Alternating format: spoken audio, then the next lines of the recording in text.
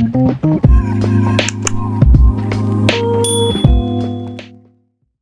al-Khattab, during his Khilafah, he went to the area of KHAIBAR. And KHAIBAR is an area that has a lot of trees, even to this day. And so he went to this area, and it was a midday. And so he sat leaning against a tree under its shade, and he was taking his qaylula there. Amir al-Mu'mineen, the leader of the whole ummah, and he's taking qaylula underneath a tree. And so he fell asleep. And a woman from the Arab was in the area and saw amongst all of the people, she saw Umar al-Khattab sitting down, not knowing who he is. And so the narration says she comes to him, فَمَسَّتْ قَدَمَهُ. She tried to wake him up by touching his feet.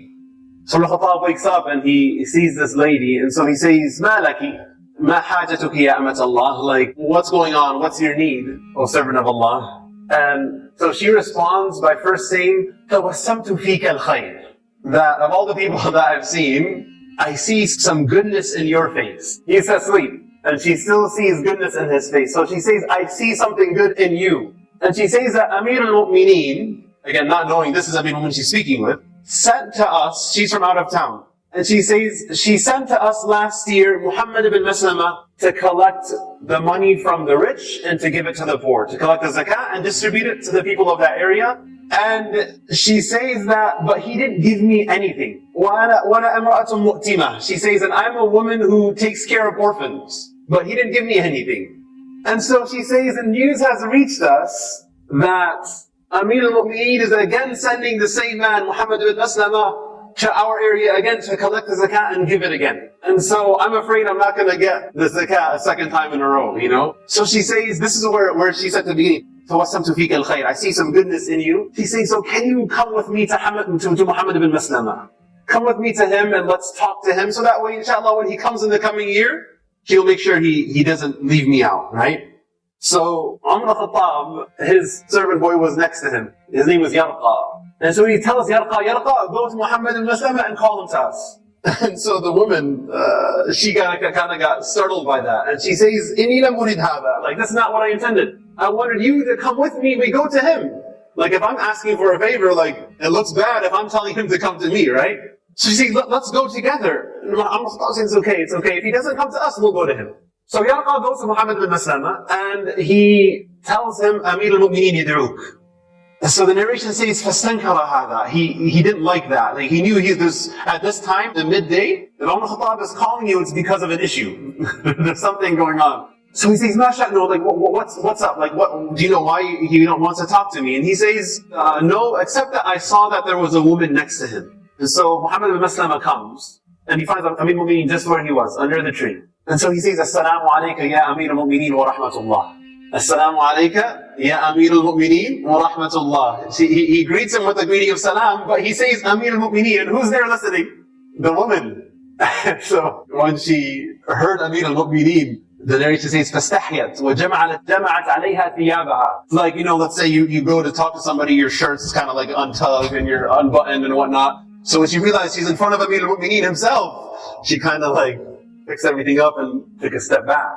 And so then Amir al-Mu'mineen begins addressing Muhammad bin Maslama. And he says, أَتَدْرِي كَيْفَ كُنَّا وَأَنْتُمْ قَبْلَ الْإِسْلَامِ. Do you know how we and you were before Islam? And Muhammad bin Maslama, he knows he's in trouble. He says, Ya Amir al-Mu'mineen, لَا تَعْجَلْ عَلَيْهِ. Oh Amir al-Mu'mineen, don't rush to judgment. And then he says, كُنَّا أَكَلَةَ رَأْسٍ وَالْأَعْرَابُ جَمِيعًا عَدَاؤُنَا. We were a very small number and we were poor and all of the Arabs around us were enemies to us. And he says, Ya Amir al-Mu'mineen, لَا تَعْجَلْ عَلَيْهِ. Oh Amir al-Mu'mineen, don't rush to judgment. Just give me a chance. And he says, and I sent you last year to collect the money from the rich and to give to the poor, and you didn't give this woman anything? And then he says, Amir al-Mu'mineen, if that's the case, let me tell you something. It was not intentional. Either I missed her, I just messed up, or maybe she didn't even come to me in the time when I was there. But it wasn't intentional. Umar al-Khattab tells him, then in the coming year, this year when you are going to go there, make sure you give her the zakah from last year and the zakah from this year as well. And then he tells the woman, إِلْحَقِي إِلَى خَيْبَرْ, go to Khaybar and we will amulaki, I am going to give you as well something now. So go back to where you came from. So this narration is very interesting, but there's just a couple points I wanted to mention from it. And the first is the mercy and the lutf of Allah. The mercy of Allah. I mean, this woman is in a land she doesn't know anyone in. And from all the people she could have went to ask for help, who did Allah guide her to? Amir al-Mu'mineen. And the mercy of Allah, not just to her, but to the orphan she's taking care of, that they are now being provided for. The mercy and lutf of Allah to Umar himself.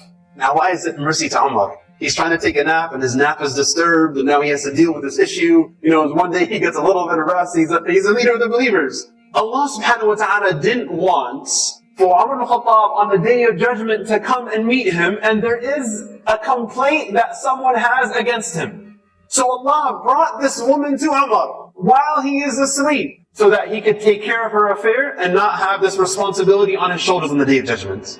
SubhanAllah.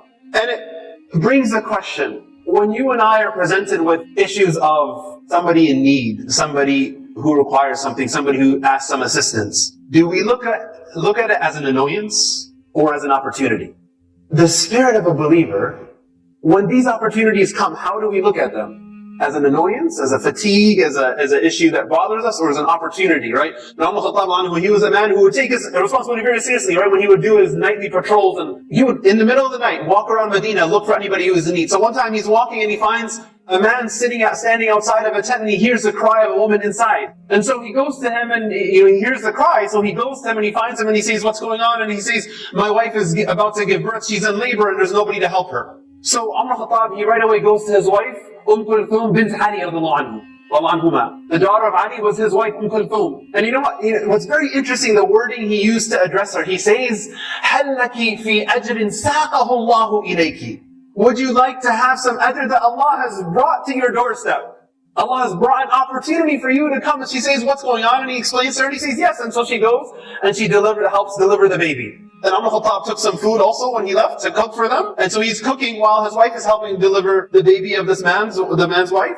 And then Kulthum comes out from the tent and says, tell your friend that, his wife gave birth. But he says, Amir al-Mu'mineen, tell your friend. The man didn't know that was Amir al-Mu'mineen. Right? And so when he realized that, he was again shocked. But the point being, هَلْ لَكِ مِنْ فِي أَجْرٍ سَاقَهُ اللَّهُ إِلَيْكِ. There's an opportunity Allah has brought to your doorstep for some ajr. Do you want to take advantage of it? So brothers and sisters, Allah presents to us opportunities throughout our lives. Small things, big things, that we can either look at our perspective really dictates how we respond. Do we look to it as an opportunity for khair, an opportunity for ajr, an opportunity that perhaps Allah will prevent us from having a responsibility in the day of judgment? As a means that we raise our rank and our sins be forgiven? وَاللَّهُ فِي عَوْنِ الْعَبْدِ مَا كَانَ الْعَبْدُ فِي عَوْنِ أَخِيهِ. That Allah will be in your assistance so long as your assistance of others? Or do we look at it as an annoyance or a fatigue? We ask Allah to give us tawfiq and to make us amongst those who are anfa'un nas, lin nas, that we are most beneficial to people and those around us. Allahumma ameen.